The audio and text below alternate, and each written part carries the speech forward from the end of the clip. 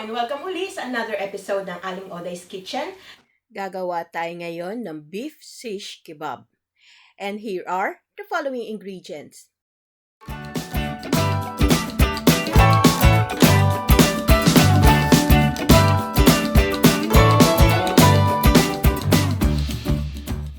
Ang ating first step, hihiwain lang natin yung sibuyas ng maliliit. Kung meron kayong mini chopper o food processor, i-transfer nyo lang ito at pipinuhin natin yung ating sibuyas. Kung wala naman kayong food processor, pwedeng tadtarin nyo lang ng maliliit yung ating sibuyas. After nating ma-mince yung ating onion, ita-transfer na natin ito sa ating mixing bowl. I-add na natin yung 1 kg ng ground beef. Then, i-add na natin yung 4 cloves ng grated garlic, 1 teaspoon ng allspice powder, yung ating 1 tablespoon ng oregano, 1 teaspoon ng curry powder, and half a teaspoon of paprika. Lalagay din tayo ng pepper to taste, and salt to taste. Adjust nyo na lang according to your taste. And then, using your clean hands, mix it well. Thank you nga pala sa aking anak na si Adrian. Siya ngayon ang nagluluto nitong ating kebab.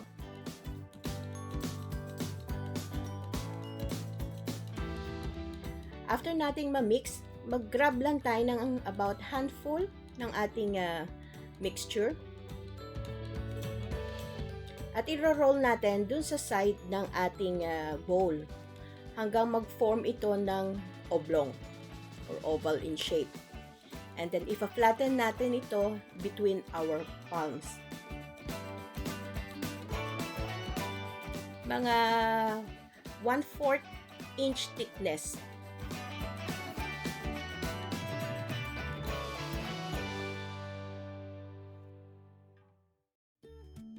After nating mapanipis yung ating mixture, isa-set aside natin to.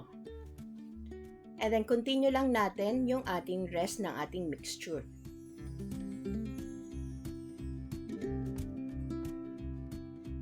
Kung iihawin nyo to, pwede kayong maglagay ng insert ng stick dun sa gitna.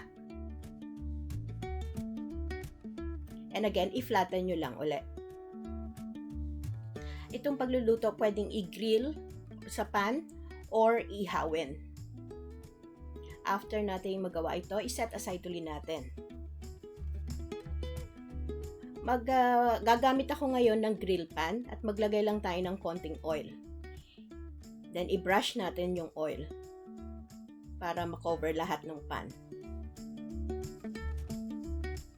Yan, mainit na yung ating pan, pwede na natin ilagay yung kebab.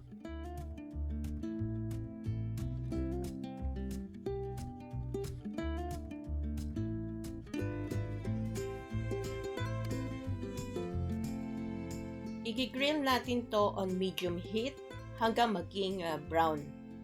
Pwede din kayong ihawin ito sa uling. And then after a few minutes, pwede na natin itong i-turn over. And continue natin ang pagluluto hanggang maging brown. Make sure na wag nyong i-overcook para hindi titigas. And there you have it, our beef shish kebab, best served with yogurt and salad. Sana magustuhan nyo itong recipe na ito and share it with your friends. Don't forget to give us a thumbs up and subscribe to my channel. Ako po si Aling Oday. Magkita-kita ulit tayo sa aking susunod na video. Salamat! Bye! Please follow me on my Facebook page, Twitter, and Instagram.